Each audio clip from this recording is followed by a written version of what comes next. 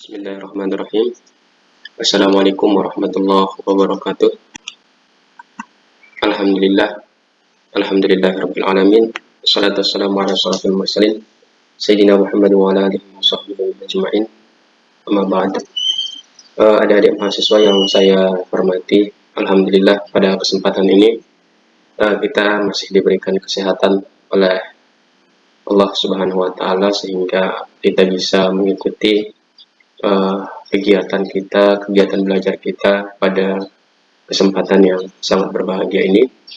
Adapun pada pembahasan kita di kesempatan ini adalah tentang bagaimana kita menganalisis kebutuhan anak usia dini. Jadi materi kita kali ini tentang menganalisis kebutuhan anak usia dini. Namun sebelumnya adik-adik mahasiswa sekalian, jadi dalam kita menganalisis kebutuhan anak usia dini tentu adalah salah satu cara kita untuk kemudian nanti memberikan proses pembelajaran yang baik, gitu ya. Bagaimana kita memberikan perlakuan-perlakuan yang positif setelah kita betul-betul memahami apa-apa sih yang dimaksud dengan kebutuhan anak usia dini itu sendiri. Tentu sebagai calon guru, terutama guru BK ya, bimbingan konseling, bukan hanya sekedar kita memahami kebutuhan analisis kebutuhan di SMA ataupun analisis kebutuhan di SMP atau sanawiyah gitu. Namun juga analisis kebutuhan anak usia dini itu juga harus perlu kita pahami gitu, karena sesungguhnya lebih-lebih pada guru bimbingan konseling begitu harus memahami semua ranah aspek perkembangan anak di setiap pendidikan gitu ya, artinya di setiap jenjang pendidikan maksudnya. Baiklah, pada kesempatan ini kita mencoba mendiskusikan tentang analisis kebutuhan anak usia dini. Yang perlu kita pahami di sini berbicara tentang kebutuhan khususnya di pendidikan anak usia dini ada kebutuhan jasmani dan ada kebutuhan rohani. Kebutuhan jasmani yang pada pendidikan anak usia dini tentu adalah kebutuhan tempat tinggal anak, ya, kebutuhan makanannya anak, kebutuhan minumannya anak, kebutuhan untuk pendidikan gitu ya. Anak berhak mendapatkan pendidikan gitu ya. Ini adalah antara kebutuhan jasmani dan kebutuhan rohani itu adalah menjadi satu kesatuan ya. Jadi kalau kemudian tadi saya sampaikan kebutuhan pendidikan itu juga maksud pada kebutuhan ruhaniyahnya ya, karena di situ adalah akan diberikan pendidikan, melalui pendidikan itulah sehingga anak akan menjadi anak yang berguna gitu ya, menjadi anak yang kemudian cemerlang masa depannya begitu ya. Di antara kebutuhan rohaniyahnya juga adalah memberikan perhatian, memberikan kasih sayang kepada anak-anak kita. Salah satu kasih sayangnya adalah kasih sayang orang tua atau kasih sayang guru begitu ya, dengan cara memberikan nilai-nilai pendidikan ya, dengan cara mengembangkan aspek-aspek perkembangan yang ada pada diri anak, sehingga antara kebutuhan jasmani dan rohani itu seimbang begitu ya, dan itu saling memasuki. Jika kebutuhan jasmani dan kebutuhan rohaniahnya terpenuhi, insya Allah 6 aspek perkembangan atau capaian pembelajaran yang ada di pendidikan anak usia dini itu akan bisa berkembang dengan baik, akan bisa ditingkatkan dengan baik dalam proses pembelajaran atau bermain belajarnya anak. Anak usia dini itu belajarnya itu adalah bermain ya. Dia bermain itu sesungguhnya belajar, itulah hakikat anak usia dini. Kemudian di mana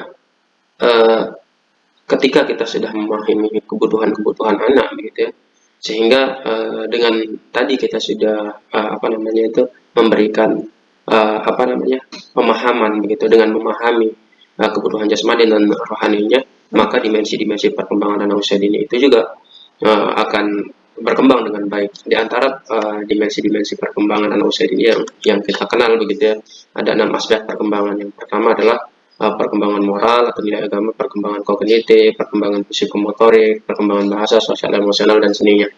Artinya di sini 6 aspek perkembangan ini kalau di dalam kurikulum yang 13 begitu ya. Itu menjadi fokus perkembangan atau fokus capaian pembelajaran yang ingin kita capai begitu selaku seorang guru, yang ingin kita tingkatkan untuk perkembangan anak-anak didik kita khususnya di satuan lembaga pendidikan anak usia dini.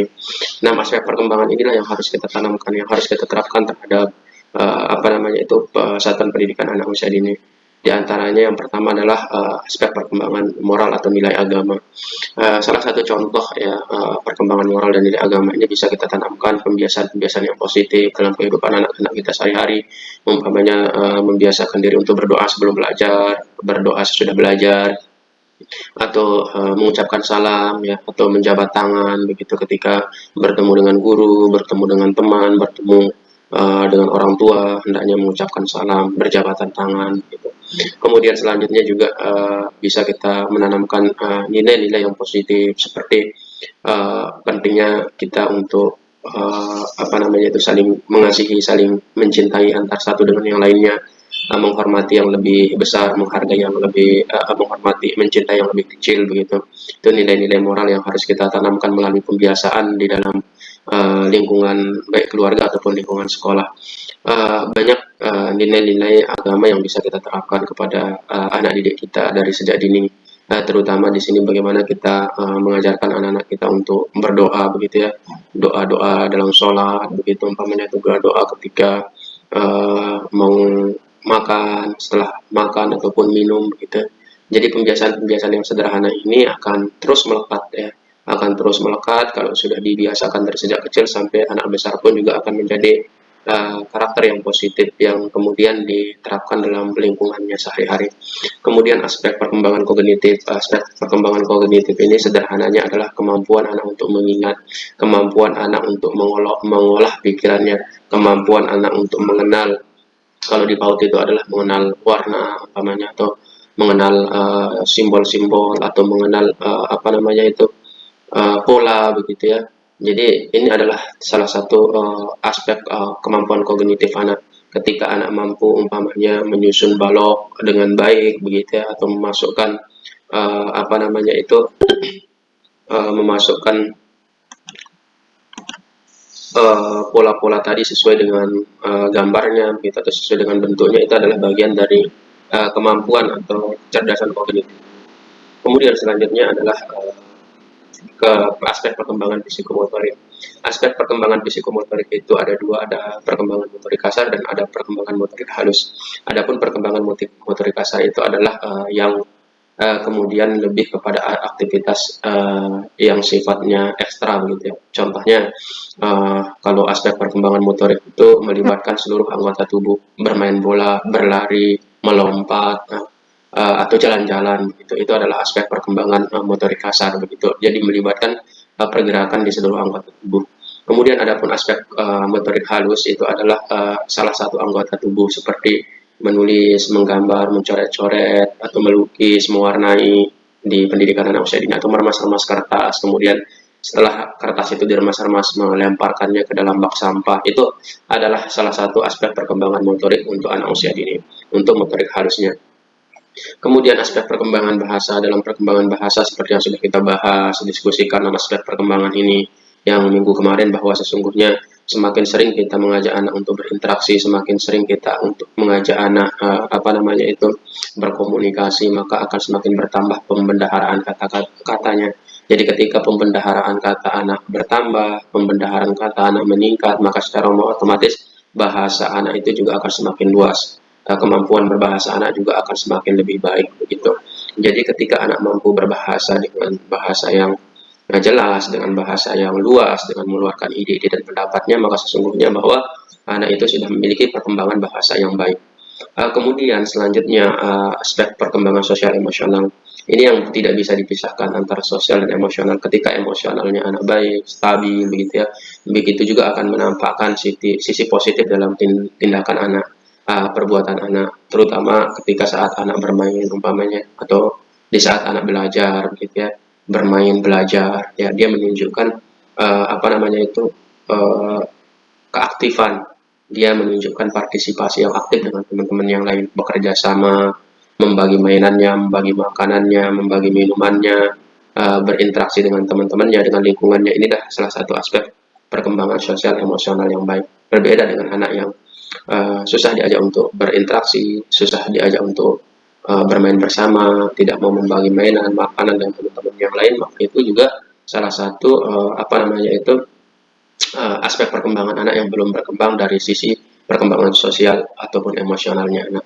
Maka perlu kita latih dengan pendekatan-pendekatan atau metode-metode yang memang mampu meningkatkan perkembangan atau persoalan-persoalan tadi, mampu meningkatkan kecerdasan sosial emosional anak melalui metode sederhana. Contohnya ketika anak tidak mau bermain, maka lakukan kegiatan bermain kelompok, kegiatan bermain yang berkompetisi, sehingga dengan bermain kompetisi, anak di dalam kelompok itu akan terlibat aktif untuk menyelesaikan permainannya dengan baik. Nah, setelahnya itu nanti kita berikan anak berupa sanjungan atau pujian, ataupun kita bisa memberikan anak hadiah di dalam kegiatan bermain jika permainannya itu bisa diselesaikan dengan cara kekompakan bersama-sama dengan teman-teman yang lain. Sederhananya bahwa di dalam meningkatkan kemampuan atau aspek sosial anak itu bisa menggunakan metode belajar kolaboratif, atau bisa menggunakan metode role play, ya, atau bisa juga metode demonstrasi untuk meningkatkan rasa percaya diri anak. Jika rasa percaya diri anak itu sudah terbangun, maka secara otomatis juga kemampuan sosialnya juga akan meningkat, ya. Interaksi sosialnya juga akan semakin terus yang berkembang dengan baik. Itulah untuk contoh-contoh sederhana terhadap perkembangan sosial emosional anak. Adapun kemudian untuk perkembangan aspek seni. Seni itu adalah bagaimana anak bisa menuangkan hasil karyanya dari apa yang ia lihat, ya, atau bisa melalui bagaimana anak menirukan gambar atau menirukan gerakan. Itu adalah bagian dari kecerdasan seni. Kalau seni menari, seni melukis, seni menggambar, itu mampu anak lakukan dengan cara menuangkan dalam bentuk hasil ataupun karya. Kemudian selain dari 6 aspek perkembangan ini, jadi kita bisa juga mencari referensi yang banyak begitu, ya. Banyak yang teori-teori yang membahas tentang 6 aspek perkembangan ini, ya, moral, nilai agama, kognitif, psikomotorik, bahasa, sosial, emosional, dan seni, dengan pendekatan-pendekatan atau contoh-contoh yang lebih sederhana dari referensi, bisa melalui jurnal, bisa melalui buku modul, ataupun buku yang terkait tentang salah satu dari aspek perkembangan, umpamanya bahasa gitu. Kemudian bisa juga melalui artikel-artikel begitu, ya. Jadi sekarang kita banyak kaya untuk referensi, tinggal sekarang bagaimana kemampuan kita, keinginan kita, kemauan kita sebagai mahasiswa untuk lebih aktif lagi di dalam mencari sumber-sumber referensi untuk meningkatkan, memantapkan pemahaman kita terkait tentang masalah analisis kebutuhan anak usia dini. Kemudian selanjutnya yang kurikulum ke-13, yang ini 6 aspek sekarang ini ditransformasikan dia di dalam kurikulum Merdeka Belajar menjadi 3 elemen perkembangan anak usia dini, atau 3 aspek perkembangan anak usia dini yang menjadi fokus. Yang sebelumnya di kurikulum K13 itu ada 6 aspek perkembangan, yaitu moral, nilai agama, kognitif, psikomotorik, bahasa, sosial, emosional, dan seni. Tapi sekarang bertransformasi dia menjadi 3 elemen.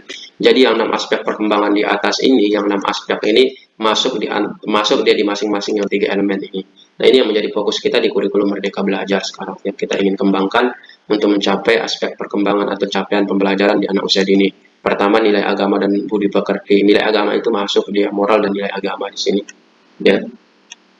Kemudian jati diri itu masuk dia pada aspek sosial, emosional, ya. Kemudian juga jati diri itu masuk dia kemampuan motoriknya juga masuk di sini. Termasuk juga salah satu dari jati diri itu adalah kemampuan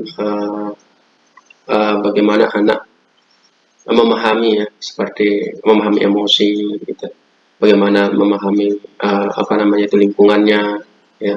Jadi itu masuk sosial emosional sekali lagi untuk di jati diri ini. Dasar-dasar literasi dan STEM. Dasar-dasar literasi dan STEM ini apa itu literasi? Itu adalah membaca atau minat baca anak itu harus bisa kita terapkan dari sejak dini, tapi dengan pendekatan atau metode-metode yang asik dan menyenangkan. Kemudian selanjutnya untuk STEM ini adalah singkatan dari sains, teknologi, engineering, art, dan matematika. Adapun contoh sederhana dari STEM ini adalah uh, ketika kegiatan umpamanya ini kegiatan dalam proses belajar anak usia dini umpamanya pada sainsnya contohnya merasakan jus dan jeruk ini juga apa namanya itu adalah bagian dari apa namanya kemampuan ya pada STEM-nya pada sainsnya begitu ya. Dia sudah merasakan rasa manis, bisa membedakan rasa manis, mana rasa pahit, kemudian mana rasa asam begitu ya. Kemudian selanjutnya pada teknologi gitu ya. Di sini kita bisa memperkenalkan anak tentang alat-alat yang digunakan untuk apa namanya itu mengiris jeruk umpamanya sebelum jadi jus jeruk.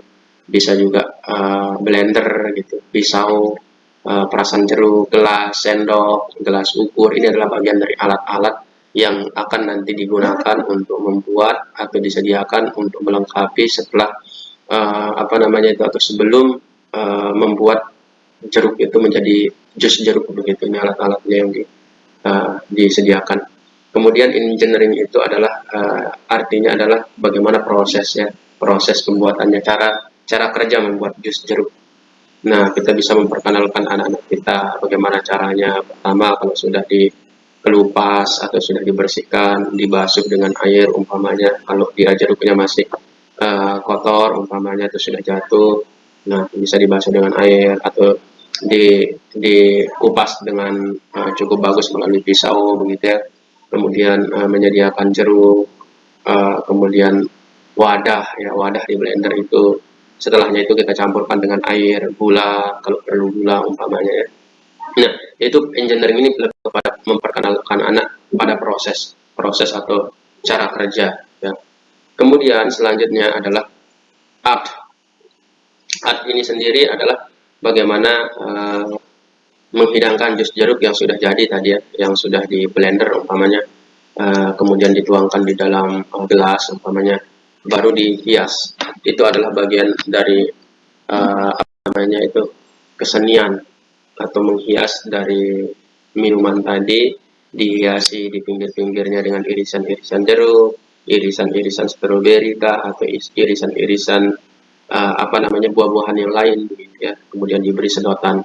Ini bagian dari apa namanya itu seni keindahan ya.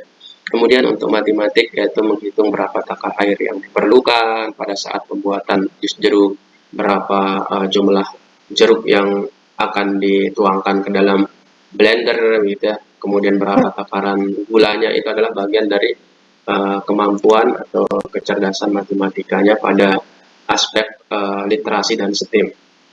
Itu contoh banyak lagi nanti contoh-contoh sederhana yang kita bisa berikan atau kemudian nanti kita terapkan di lembaga atau di pendidikan anak usia dini.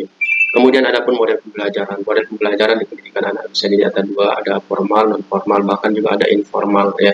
Namun di sini lebih sederhananya kita memahami formal itu kalau di dalam PAUD itu ada TK dan RA itu yang formal. Sementara yang non formal itu adalah ada kelompok bermain, kemudian ada apa namanya itu apa namanya, tempat penitipan anak, TPA begitu ya.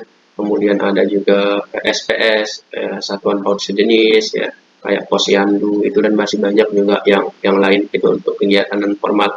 Sementara untuk kota desa ini adalah ada kegiatan formal untuk di tingkat kota ya, lembaga yang berada di kota dan juga lembaga satuan pendidikan yang ada di desa. Di kurikulum ke-13 itu sesungguhnya hampir kita katakan lembaga-lembaga itu masih belum bisa menyesuaikan apa namanya itu sistem pembelajaran atau sesuai dengan apa namanya itu, lingkungan atau sekolah di mana lembaganya itu berdiri. Umpamanya kalau di daerah pesisir pantai tidak mungkin akan memperkenalkan tentang kereta api begitu ya, atau tidak akan mungkin memperkenalkan tentang pesawat karena itu daerah pedesaan.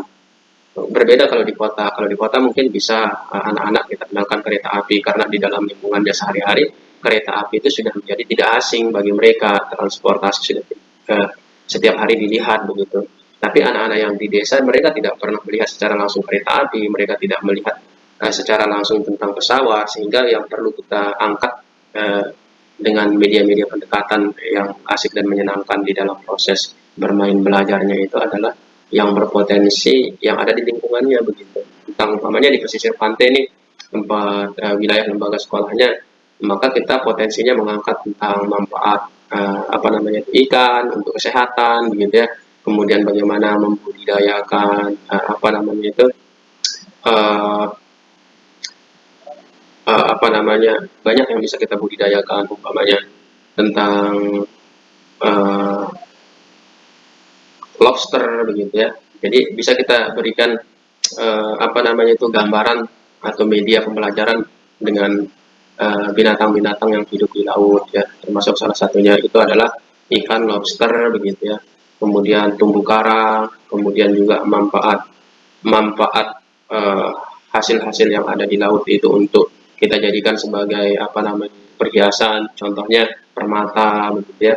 Itu kan bisa menghasilkan apa namanya itu suatu karya untuk anak-anak usia dini, bagaimana menyulap permata tadi menjadi gelang atau menjadi kalong yang kemudian bisa dipasarkan ke apa namanya itu ke tempat-tempat yang lain atau bahkan juga bisa ke antar negara begitu ya. Nah, itu hal-hal sederhana yang bisa kita manfaatkan, yang kita bisa angkat menjadi media pembelajaran di daerah pesisir pantai. Begitu pula kalau di daerah pautnya itu atau satuan pendidikannya itu berada di bawah pegunungan begitu. Maka kita bisa memperkenalkan anak mengangkat media pembelajaran tentang hutan, tentang bahayanya menebang pohon, dampak-dampak negatif, dampak positifnya, memperkenalkan anak tentang hewan, binatang, binatang buas, begitu ya. Nah, hal-hal sederhana itu bisa kita angkat menjadi satu media pembelajaran yang asik dan menyenangkan. Itu untuk kurikulum Merdeka Belajar. Ya. Sekarang kurikulum Merdeka Belajar itu kita diberikan sepenuhnya untuk menyusun kurikulum operasional sekolah di lembaga kita masing-masing dengan mengacu kepada visi misi, menyesuaikan kepada kebutuhan dan perkembangan anak, menyesuaikan kepada karakteristik budaya setempat. Nah, itu dia adik-adik sekalian mahasiswa kalau di kurikulum K13 itu masih belum spesifik, masih kadang gurunya belum memahami cara membuat apa namanya itu perencanaan pembelajaran, cara membuat RPP lah kita bahasakan gitu ya. Atau di dalam PAUD itu namanya RPPH atau RPPM, rencana pembelajaran mingguan dan rencana pembelajaran harian gitu. Nah, hal-hal sederhana itulah yang kemudian kita bisa pahami dengan kita memahami analisis dari awal, analisis kebutuhan anak usia dini, kemudian bagaimana kita memberikan perlakuan-perlakuan yang positif setelah kita memahami apa saja yang anak butuhkan, begitu ya, dengan fokus terhadap 6 aspek perkembangan, gitu ya, atau 3 elemen capaian perkembangan tadi, yaitu salah satunya adalah uh, nilai agama, budi pekerti, jati diri, dasar-dasar literasi, dan STEM.